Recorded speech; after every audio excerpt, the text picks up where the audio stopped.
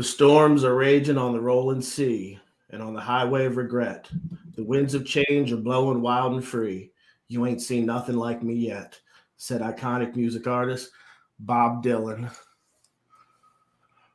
Welcome to IOU Industry Outlaws United, everybody. I'm your host, Brandon E. Brooks. Thank you for waiting a few minutes, a little technical difficulties.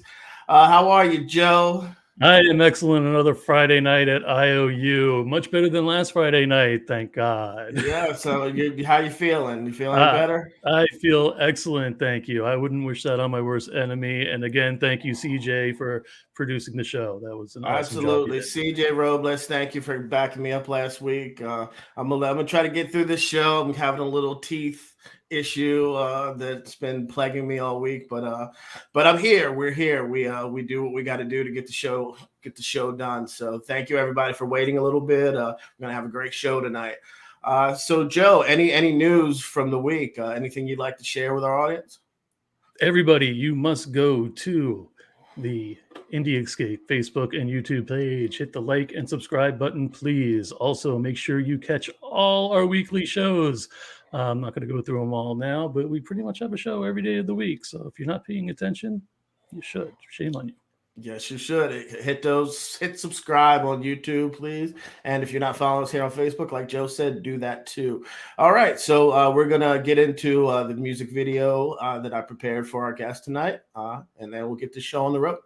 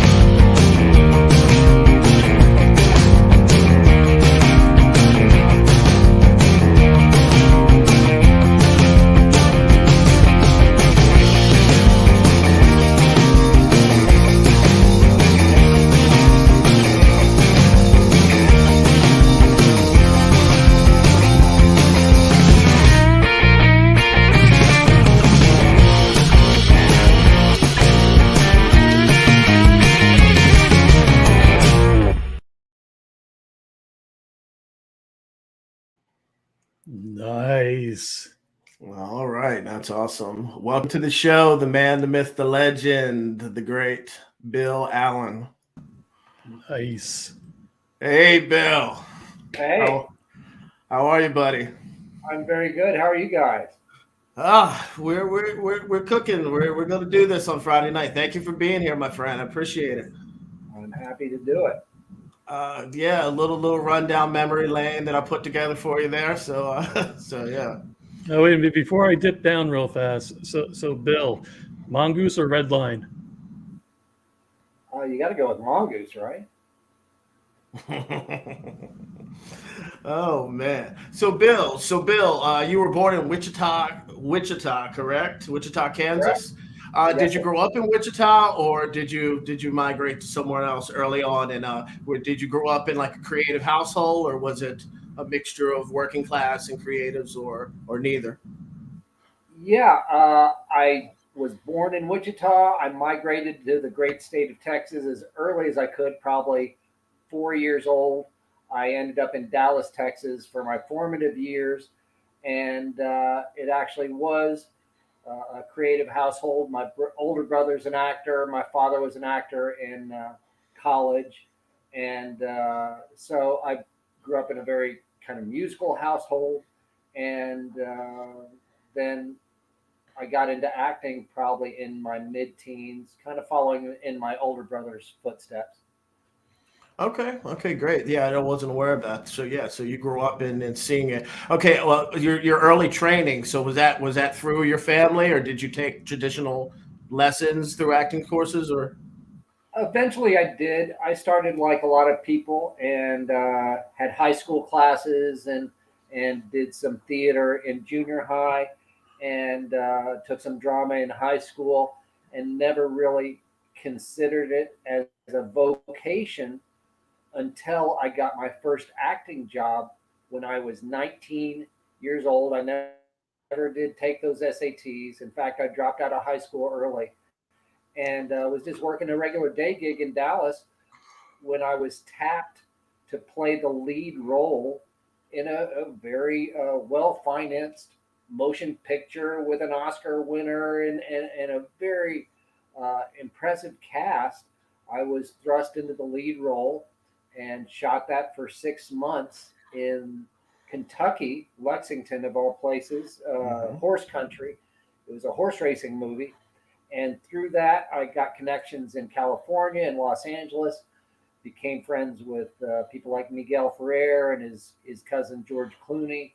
And so I eventually ended up in Los Angeles, I want to say in 83, early 84. Okay. So your second project, streamers. How did that whole process come to you, getting chosen by a legendary filmmaker like Robert Altman? Yeah, I was back in Dallas after I'd done my first movie, and I was getting Mhm. some acting training through Adam Rourke, a pretty impressive character actor friend of mine. Mhm. And I started going out on auditions. And I'm really glad you reminded me of that experience because it's very formative. I was a big art house movie guy, so I'd seen a lot of Altman's films and filmmakers of his ilk and filmmakers that he influenced. And as I was still a teenager, I was on a Robert Altman set playing what I considered a pretty substantial role and got to know him a little bit. And he kind of went out of his way to be kind to me and to show me a few ropes and make me think that I had something to offer. So for somebody of that stature that I admired so greatly to just give me that experience when I had very little was really very encouraging to me and was part of the thing that made me think I could go out to Los Angeles and kind of have a good shot. Awesome, man. Mentors are definitely necessary. I have a few people definitely that the reason I'm sitting here today. So that's a great story. So speaking of the come up, like the struggling actor, you mentioned George Clooney. The crew that you ran with in the early '80s were or a motley crew of some. I mean, with yourself was a motley crew of a lot of the talent that became hugely successful. But did you guys go through those times of being broke and struggling and not knowing where your next meal was going to come from? Because I spoke with an actor, Tom Matthews, last year. I ran into him at a convention, and he told me about some stories. Him and George Clooney were buddies, and again, they were very. There were some lean years before they ended up getting to where they did in their film careers. So, did you go through any of that with those gentlemen that were spoke of? Yeah, I know Tom also. He was in acting class with us over in Beverly Hills at the Beverly Hills Playhouse.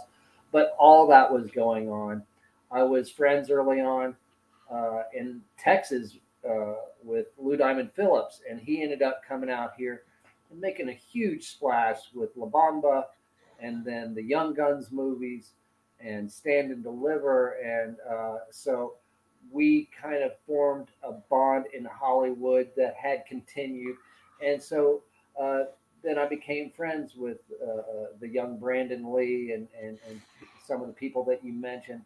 And some of the people had breached the gates of Hollywood, so to speak, and were doing well. Others of our group were on the make and real up and comers. And a surprising number of those people, excuse me, did very well.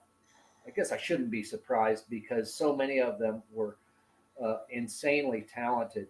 And I just was lucky enough to be introduced to a crowd that really kind of rubbed up against each other and bounced up against each other and created a friction that was just explosive in the creativity.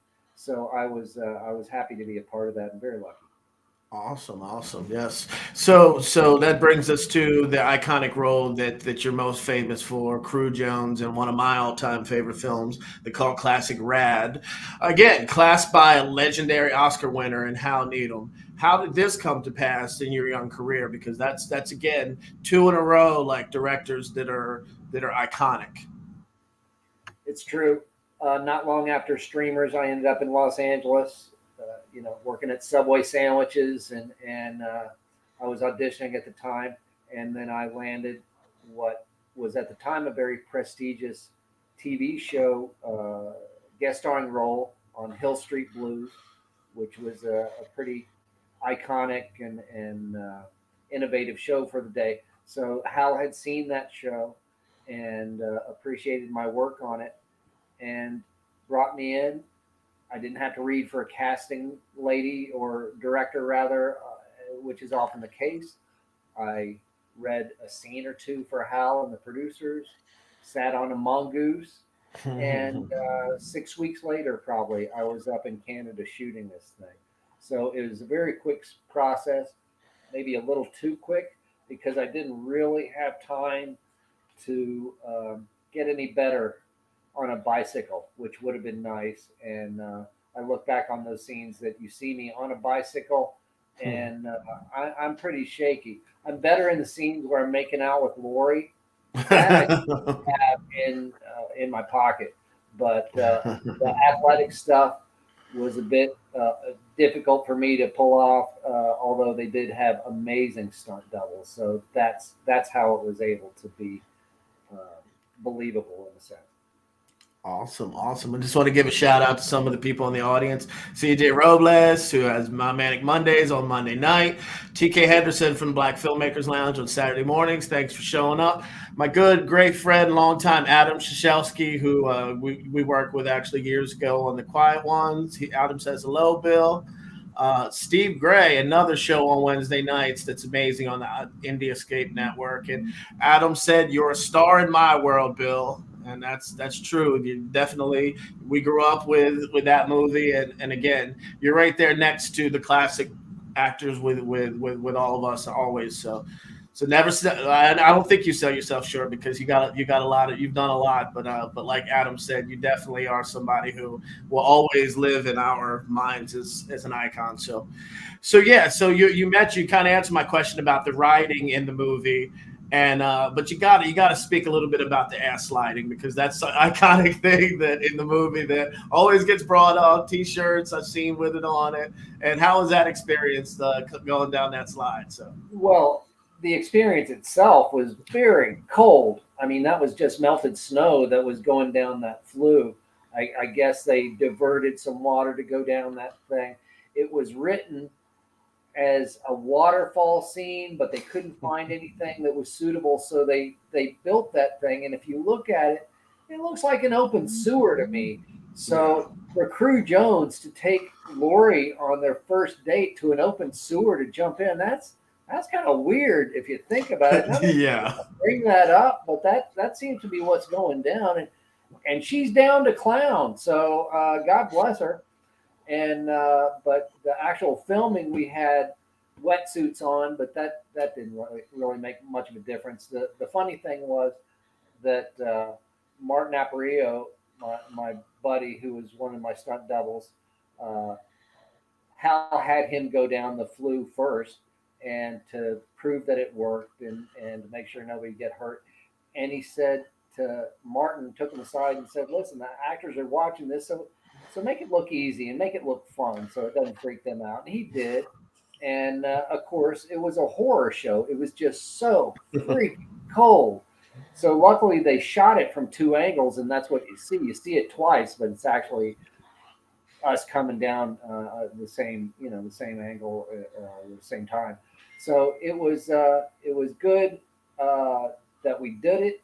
It was a weird part of the story, and yeah, why did they call it ass sliding? It's just a weird thing for such a kind of a squeaky clean movie.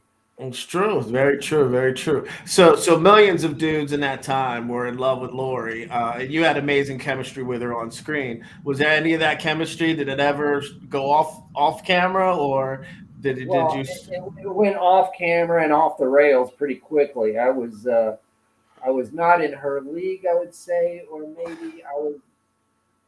I'm not going to say anything. I'm just saying a guy's got to take a shot, right? Right, And absolutely.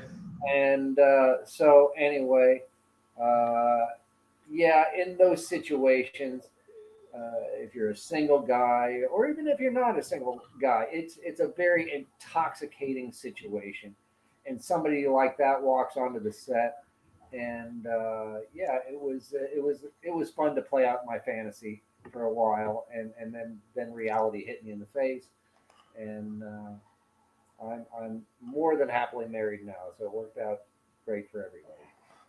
So the legacy of this movie has gone on and on for, I mean, for decades. I mean, there was a lot of controversy, obviously, around the release of it, and it wasn't actually released for many years because of rights issues or whatever.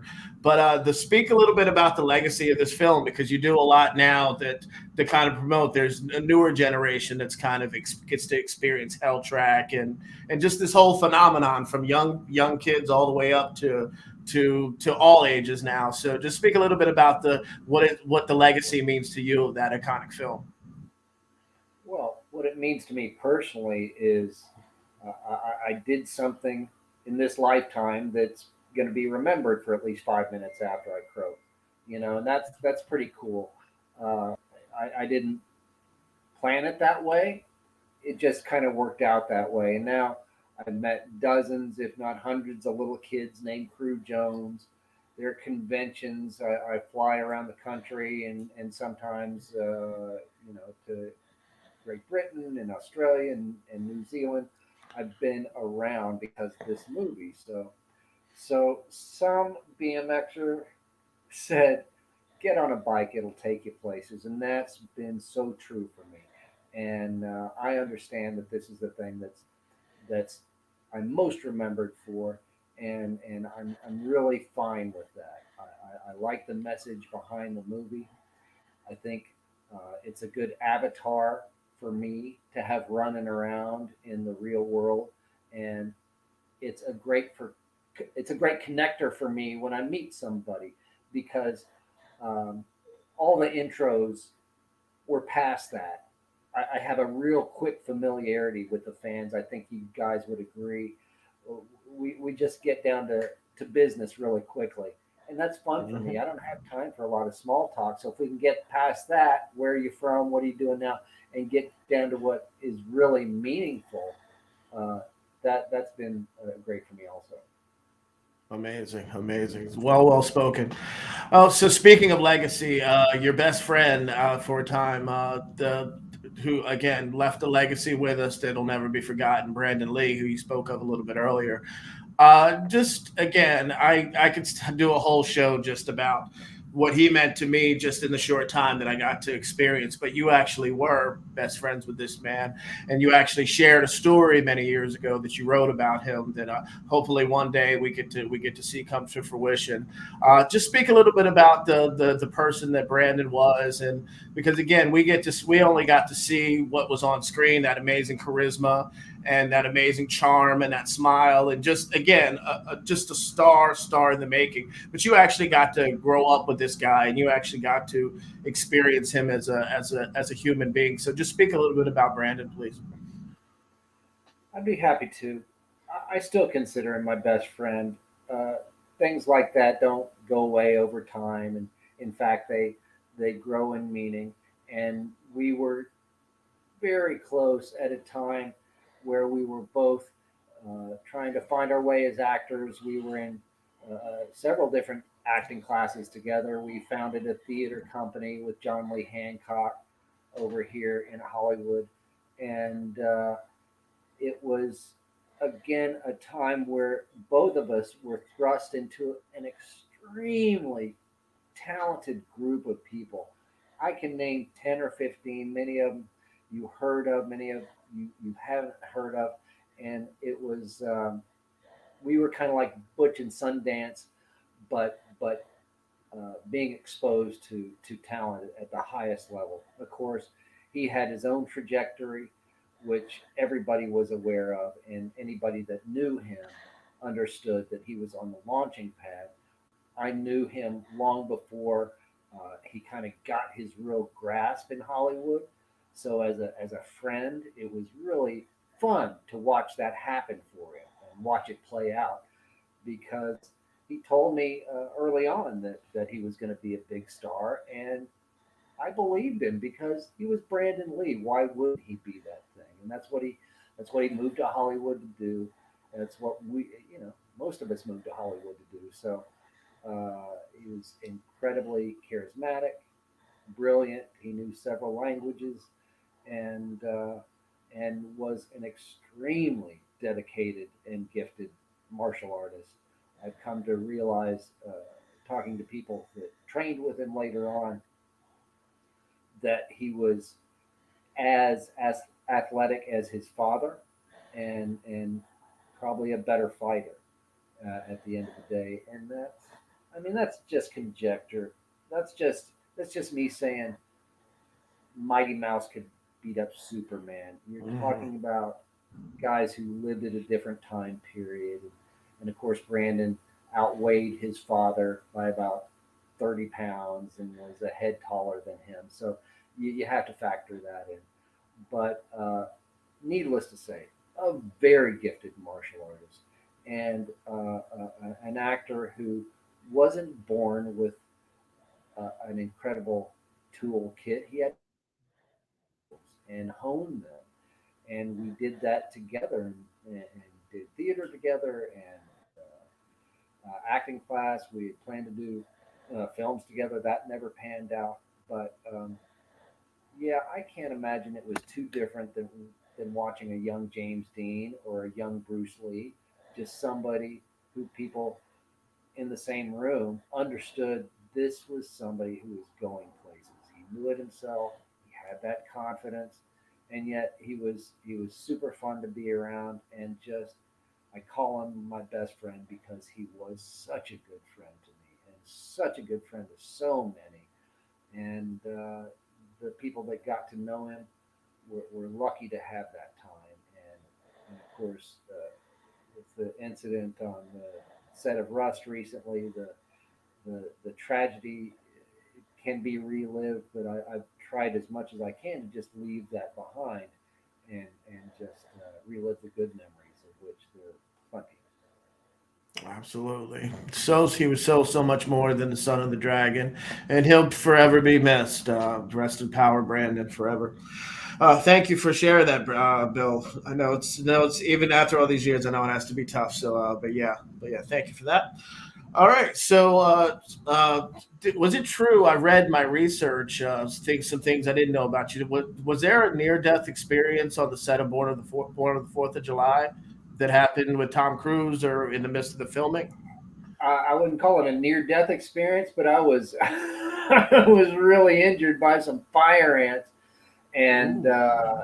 yeah, I could have died. I didn't. I didn't get enough poison in my system to croak, but I could have, and I was pretty injured, and decided to put myself through this sort of war game at the end of our trial. It was staged by Dale Dye, who trained all the guys for Oliver Stone's movie and for Saving Private Ryan. He takes a group of actors, or back in the day, out into the woods and would give them jungle training and put the fear of God into them.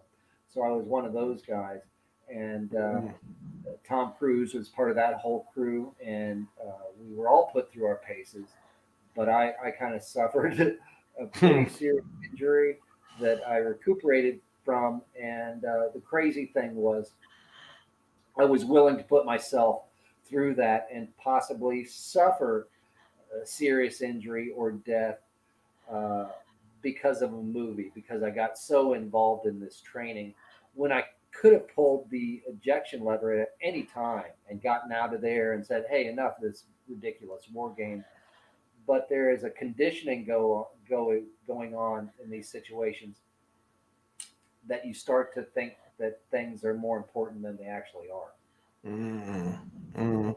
Now, Oliver Stone in this film, again, another iconic, sometimes talked about in not the greatest light, just because of his passion for filmmaking. How was being directed by Oliver? Uh, it was it was remarkable in that we were shooting in the Philippines. He was and is a Vietnam veteran. He was surrounded by Vietnam veterans, and we were in the Philippines during a very unstable time. So there were actually communist insurgents in and around where we were filming. It was actually dangerous. It was not a safe place to be or a safe time to be shooting a war movie. And excuse me, I got a cough. And it was very epic and very dramatic. And I don't know how many years later, I'm having a full on flashback watching what movie? Can you guys guess? Platoon or Tropic Thunder, dude. oh man, oh gosh, Thunder, yeah. classic. And you watch, I saw it a few years ago. Nick Nolte is playing Ron Kovic, the guy in the wheelchair from Born on the Fourth of July.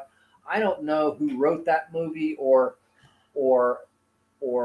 if they had direct knowledge of Born on the Fourth of July, but it was clearly based on that kind of experience, and they made direct references to Born on the Fourth of July. Wow. So somebody saw there was a movie there. What was going on behind the scenes, and how great is Tropic Thunder, dude? They nailed it. It's one of the funniest movies. Still remember sitting in the theater with a group of friends, and our stomachs were hurt and laughing at I mean, the cast is iconic, but you're right, it's a great script, and again, Tom Cruise again, just like he was going through the ringer at that time with the jumping on the couch, and That's that kind right. of brought him back. Yeah.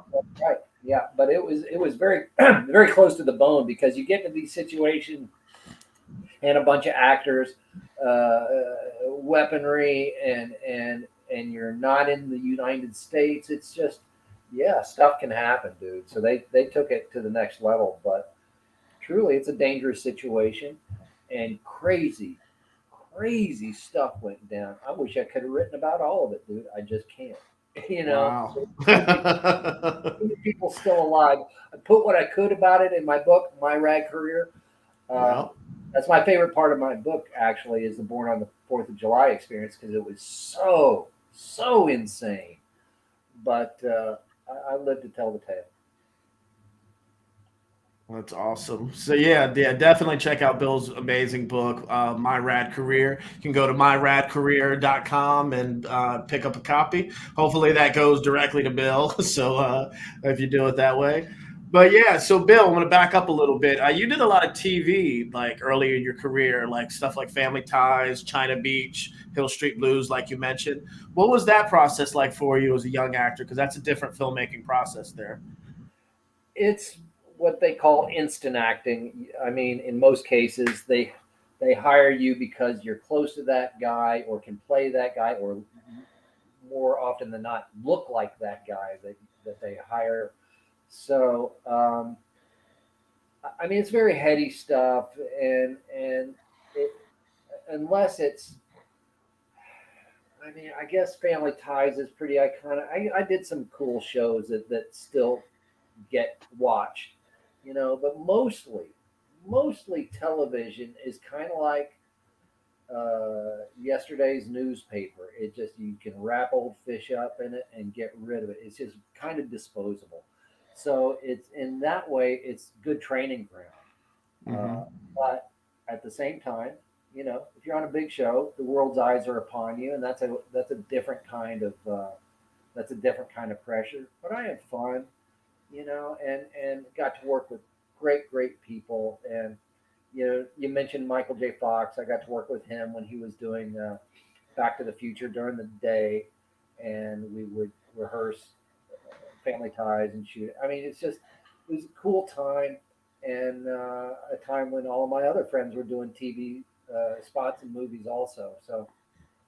So it was all, I guess, the newness of it was very exciting. Awesome, awesome. So aside from Crew, which we know is an iconic character of yours, what would you choose as your most memorable character and why? I had a lot of fun doing a movie with Lou Diamond Phillips called Sioux City. I played a bad guy in that and get thrown off the cliff at the end by Hmm. Gary Farmer, and it meant a lot because Lou is directing it, Yeah. and he's such a dear friend of mine. I did an early movie for John Lee Hancock that meant a lot to me.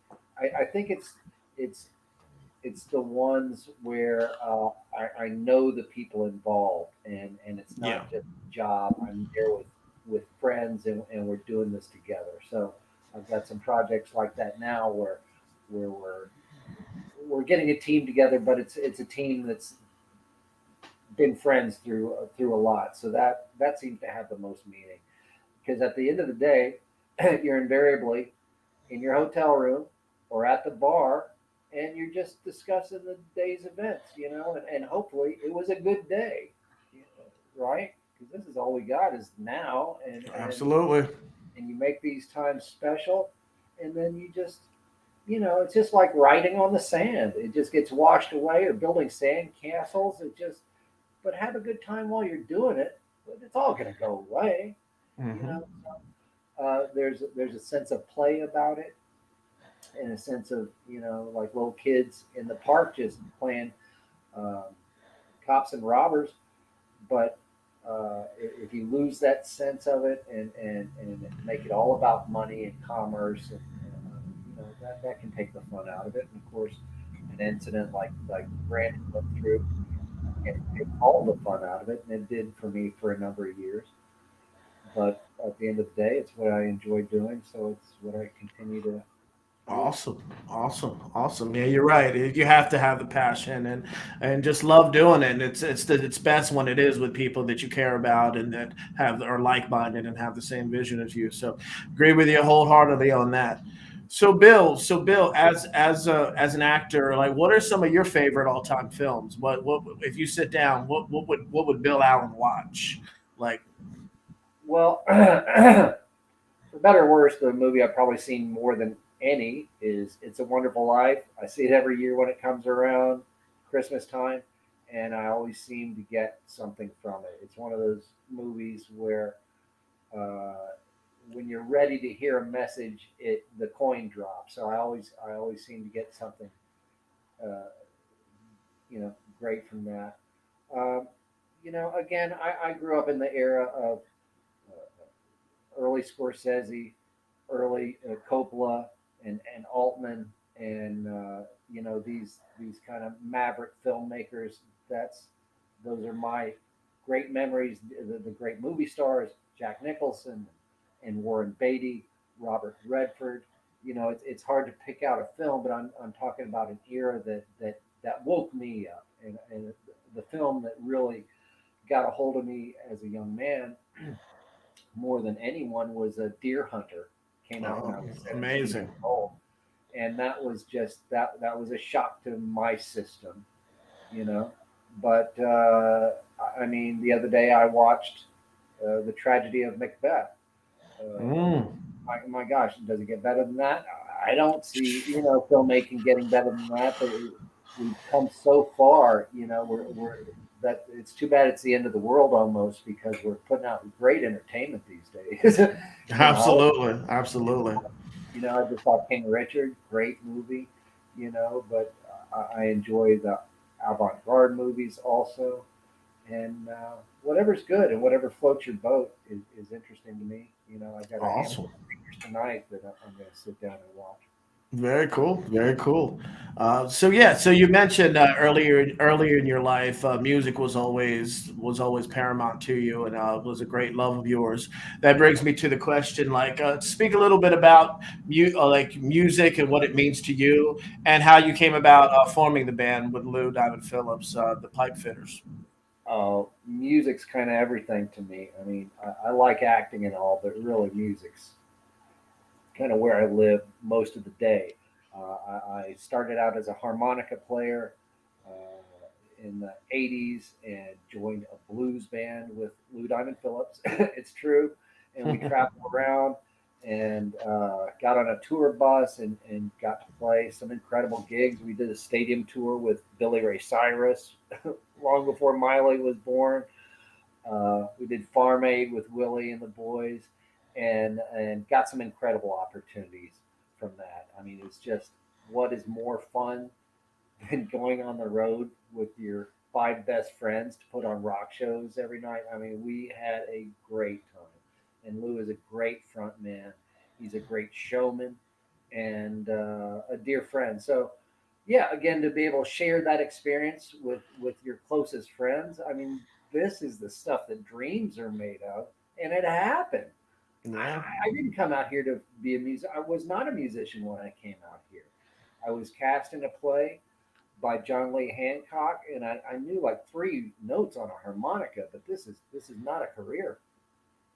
So the play we did, and it closed early, and but the band kind of stayed together. So I started taking the music more seriously, and it grew from that. Uh, Look Currently, at that long hair there. There's a picture of. yeah, Awesome. right. Those are my Jesus days. But yeah, I was young enough to get away with that stuff, and again, we were rock guys on a tour bus, so you're playing a role there, and we had a lot of fun playing it. And our musical director from that band, Christopher Lindsay, moved to Nashville, and now he's one of the big songwriters in Nashville. He's worked with everybody from Taylor Swift to Tim McGraw to Kenny Chesney, you name it. He's worked with the Nashville greats, and so that all came from um, his days as a pipe fitter. That was the name of the band. And Lou Hmm. went on to be a singer on Broadway. He ended up getting nominated for The King and I, and he had never really sung before the pipe fitter. So some really cool stuff came from that, and I've been able to eke out a career as a musician as a side hustle. So it's really fun. Awesome. So, but you guys still play? You still jam? Yes, we do. Yeah, we had a gig last year. I've got a festival coming up in September. It's pretty interesting, and yeah, I keep my neck deep in the music. I'm re-releasing a tribute CD we did for a past friend, Bugs Henderson, that'll be out later this year, and yeah, we have a lot of fun with the music. Awesome, awesome, everybody. Indie Escapers, check out the Pipe Fitters, Bill, Lou Diamond Phillips, and the rest of the boys. It's some good stuff. I actually watched the Farm Aid video a couple days ago and saw you and Lou on the side stage there. And that's just an iconic performance. That whole thing. So good stuff. Good stuff. But yeah, so this is I call it game time. It's not really a game, but I call this part of the show, Bill, one sentence or silence. Basically, what it is I say one person you've worked with in your career, and you give me a sentence about them, good or bad. And if you stay silent, that means they suck. Ooh, So, all right, I'm gonna start you off. Talia Shire. I was very lucky to work with the likes of Talia Shire. She is Hollywood royalty in a town where there's few dynasties. She is part of a great show business dynasty. So, again, coming as a window washer from Texas 5 years later, sitting around trading lines with Talia Shire, that was heady stuff. So I'll always cherish that. Awesome, awesome. Uh, One person you mentioned who is very, very underrated talent, Gary Farmer. Gary Farmer, yeah. It's easy to categorize him as a Native American actor. He's a fine actor. We don't see enough of him, but it's one of those lovely accidents where you get to work with somebody who's really just dead center as an actor, and there's nothing but good that can come from that. Awesome. This actor, you had a powerful scene in a movie I really love called Felon, Harold Perrineau. Amazing guy, and it was a difficult scene. Obviously, the circumstances were that I ran over his kid in this movie, and I was handcuffed to a bed. So he approached the scene in a way that I probably wouldn't have, very understated, very kind of under his breath, talking to me. And it was one of those times I can remember on the set where between takes, it was like a ghost walked through the room. I mean, Mm, the crew was dead silent and really, really into what was going on. So that was cool. awesome. Mariska Hargitay. Mariska Hargitay.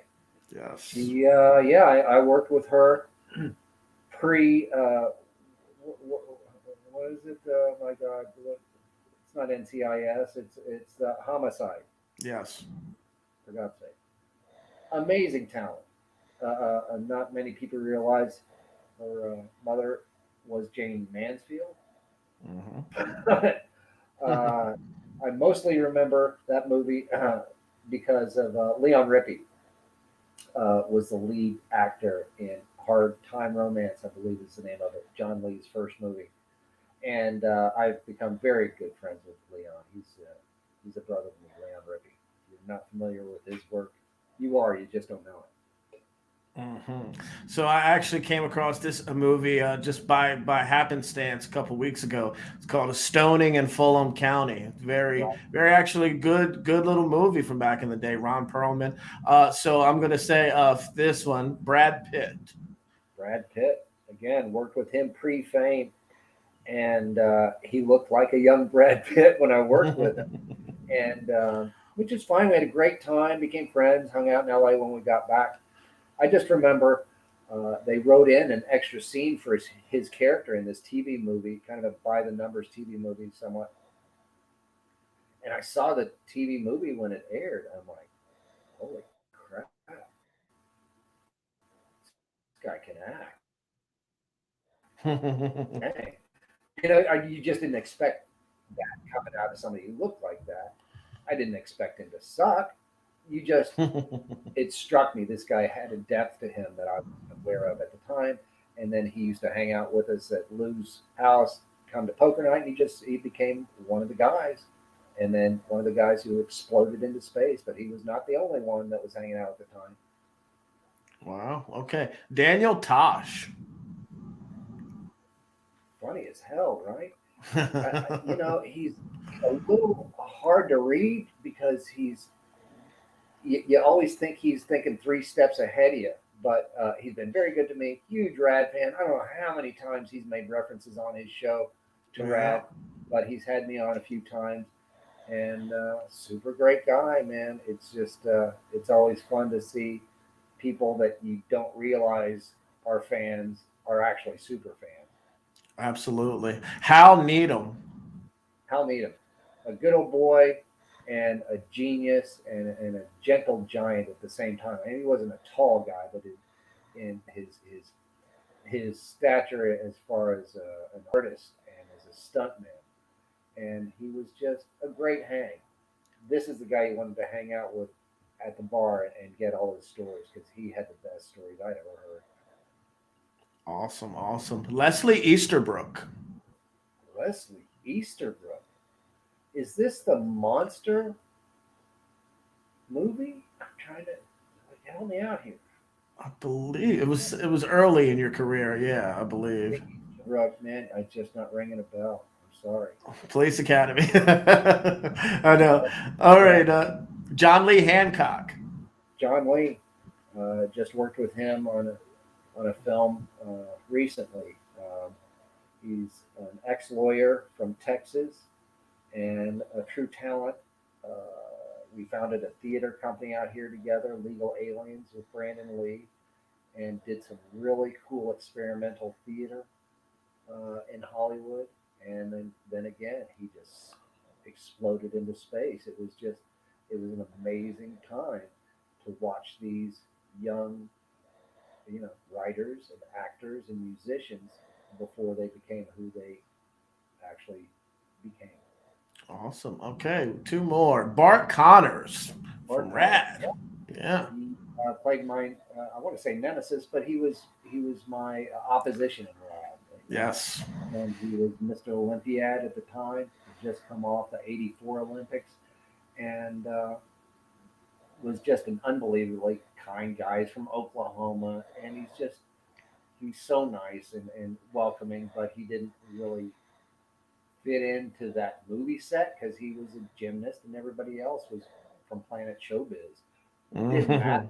He was nice and everybody had a great time working with him, but he was often off on the weekends going to get physical therapy because his knee had been destroyed during his career. So he was having a hard time at the time.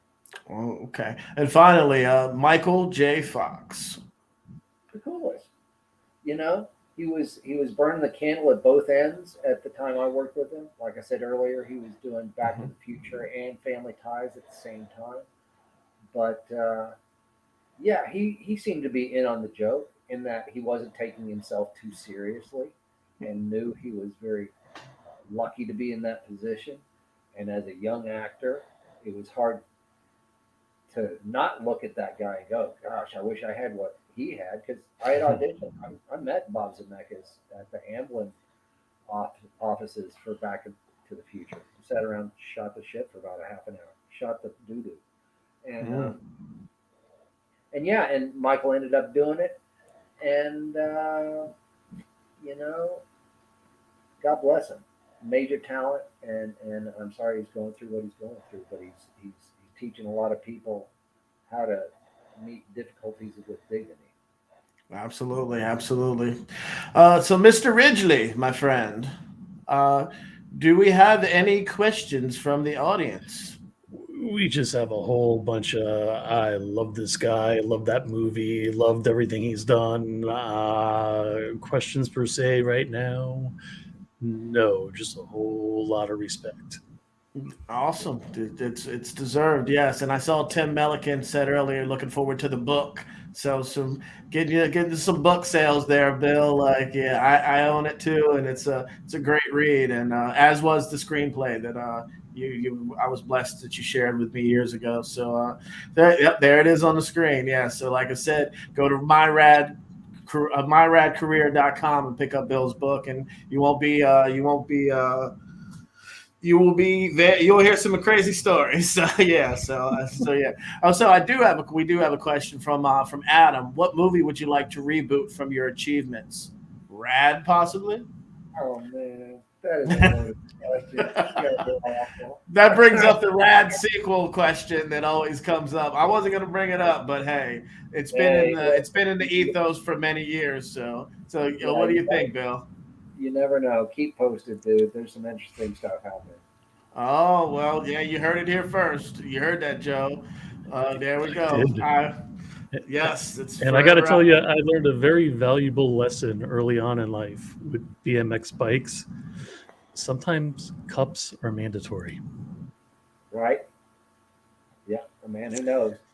Oh man, yes, I remember jumping ramps and coming down not quite the right way, and yeah, it was a young lesson for the manhood that yeah, you need to do it right or don't do it at all. So yeah, so Adam says, laugh out loud, become the Miyagi to the next Hell Track racer.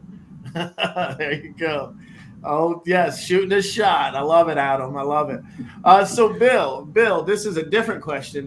That's kind of related to your career, but this is more on kind of the relationship side of things. Like you've been married to your lovely wife for many many years. What's the secret sauce? What's the key to longevity according to Bill?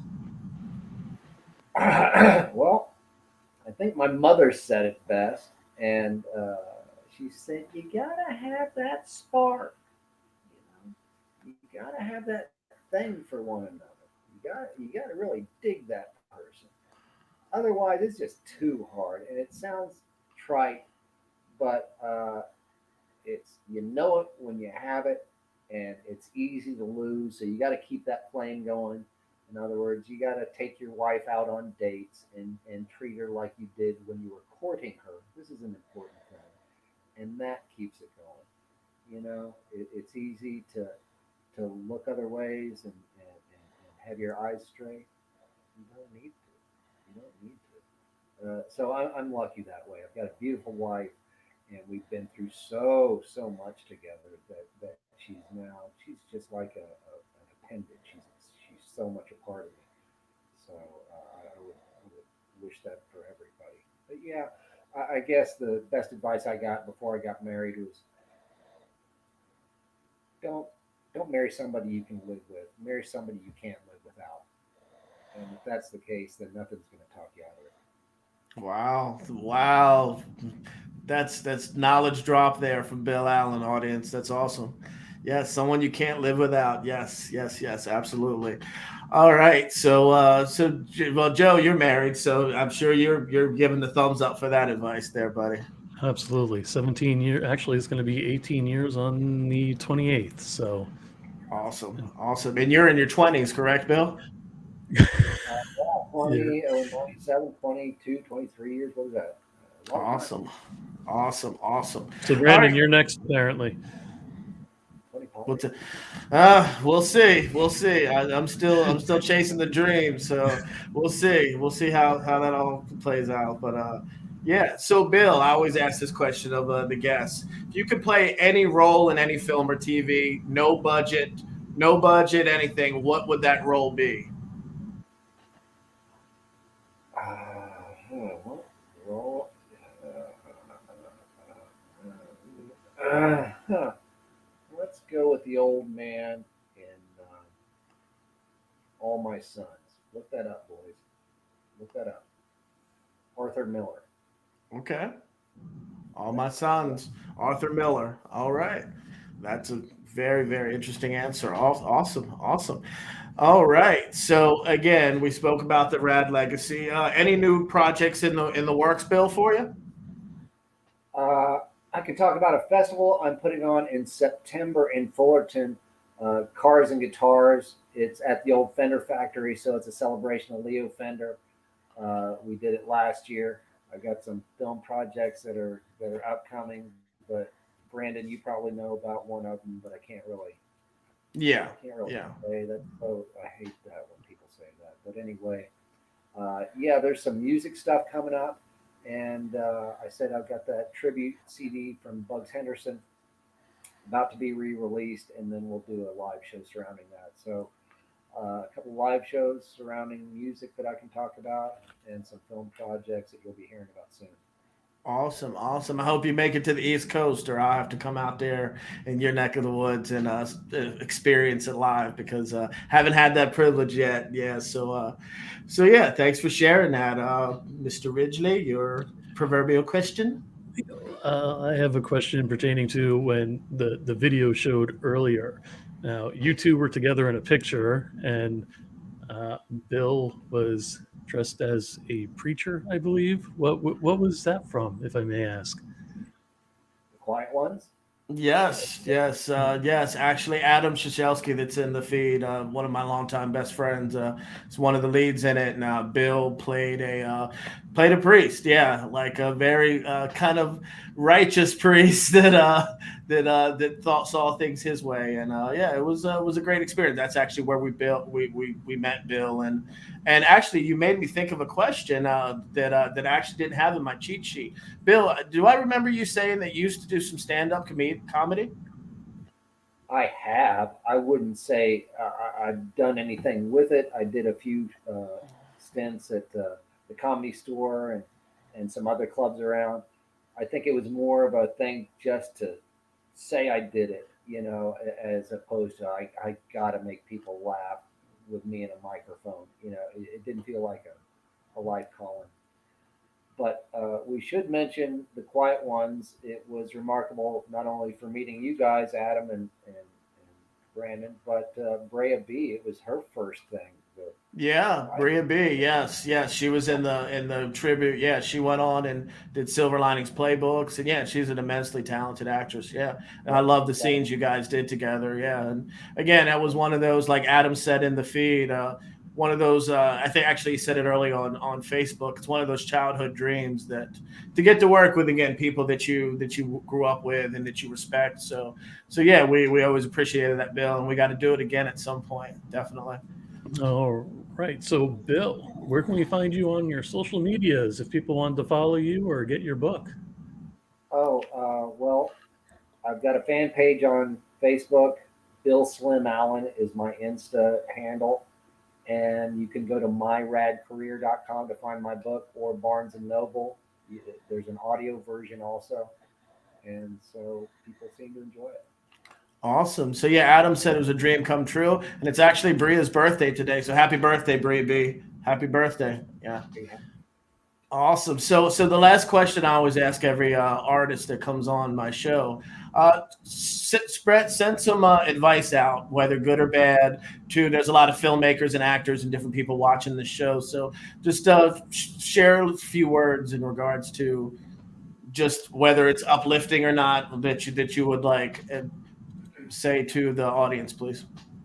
Um, it's simple and very effective. And it's 6 words.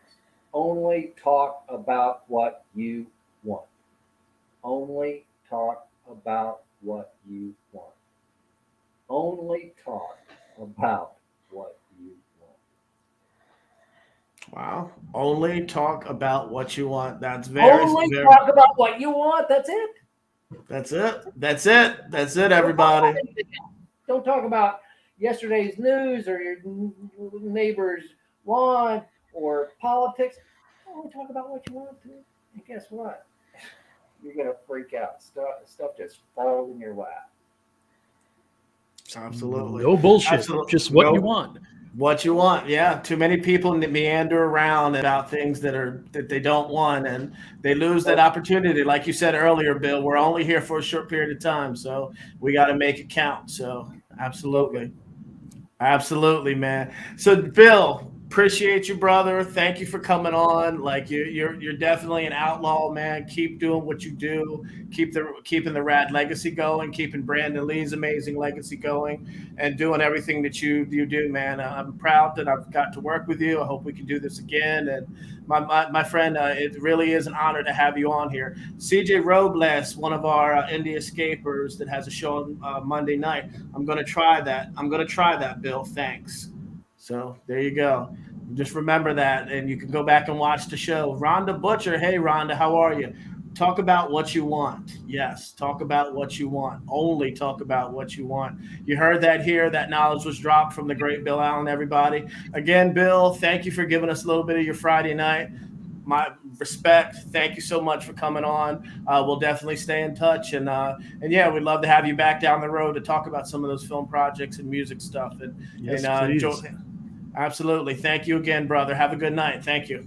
See you, Bill. Thank you. Damn, All what a cool guy. Yeah. I mean, you got it. You guys, the audience, you have to read the book. It's the Born on the 4th of July stories, the RAD stories. There's just so much in it that from his life in Hollywood, and just a lot of different. And again, it was the dawn of extreme sports back in when we watched that. There wasn't the X Games and all that stuff that was out there. So again, that film spawned a lot of change in that medium. So again, and yeah, Bill was a pleasure to work with and a pleasure to talk to on here. And again, thank you, Bill. Yeah, anybody that doesn't know, like I said, like wasn't familiar with his career, go to myradcareer.com, check out the book. Go watch some films. A lot of his stuff's on the different platforms. If you haven't seen Rad, I don't know what you're doing, because that alone, just for watching him and Lori like perform on bikes during a prom, like that alone is worth the price of admission. So yeah. So let's see if we could trip Brandon up right now. So Brandon, what are you and Bill working on? To be continued. To be continued. Yeah, it's like I said, I'm gonna plead the fifth, just like Bill did. There he is, and Lori. Yes, again, that iconic scene that it was a little bit weird because there was some older gentlemen in that prom that shouldn't have been there, like drinking, and it was a little weird thing out of my next film. Hey, brother, we got to get the band back together and do it, man, because I have a lot of stories actually through the horrible tooth thing that I went through this week, and I'm still dealing with. I actually wrote a script and a treatment for a couple clients, so I'm still trying to keep the candle burning, even though I have to have this tooth pulled next week. So yeah, I got through this show, Joe. I appreciate you, and yeah, can we speak a little bit about the other Indie Escape shows, because I want to definitely. One I would love to bring up if I can. Tomorrow, 10 p.m. Eastern, we have Scott Schiaffo and Scott Meany celebrating the 10th anniversary of Schiaffo's poetry / short story book, Vicious Dogs Attack Me in the Sleepless Nights of... See, I can't see it now. Scott, make shorter freaking titles, brother. But anyway, it's going to be a great time tomorrow night, 10 p.m. Eastern. You'll never know who's going to show up. I guarantee it's going to be a blast. Also, what do we have? Sunday nights, we have David Lee Madison's The End of the Night. Not going to be around this Sunday because of the Super Bowl. Mondays, we have My Manic Mondays with CJ Robez. And Tuesday, we have Gabe's show. I always screw up his show. So exactly. Steve Gray. Sorry, Gabe. Yeah, sorry, Gabe. You got to come up with something easier, not such a tongue twister. Wednesday, we got Steve Gray show coming back within the next week or so. He's been helping everybody immensely in the background of the Indie Escape. Got you. But thank you, Steve Gray. Thank you for all the amazing graphics. Yes. Couldn't do it without you, buddy. Thank you. Thursday nights, we got Daniela and we have Ray. They're about once a month right now. And then we also have Mick and his weird review show. And Friday nights, of course, we have you. And then starting Saturdays shortly, we're going to have Scott Meany's Afterlife. Dead Scott in the house on Friday nights at 10. Can't call me other things. Sean Smith will get you. Absolutely. So again, please go to the YouTube page for the Indie Escape.